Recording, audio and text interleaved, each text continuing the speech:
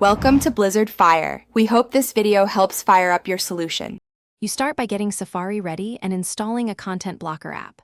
Open Settings, go to Safari, and make sure your device has the latest updates.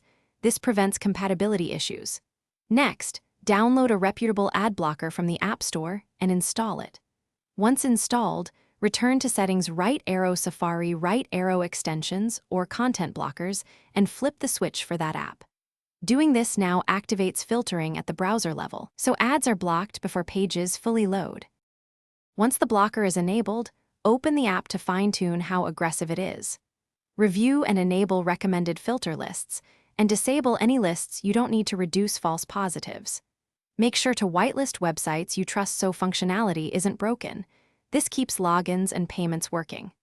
Then, in Safari, tap the icon or go to Site Settings to set per-site content blocking and reader mode. This gives you precise control over blocking versus allowing scripts on specific domains.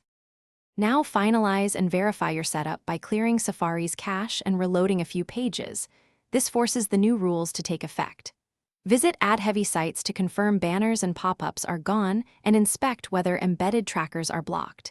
If something breaks, like videos or logins, disable the blocker temporarily or remove specific filter lists.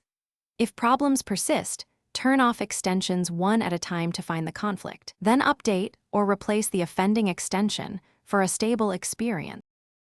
Thanks for watching. If you found this helpful, don't forget to like and subscribe.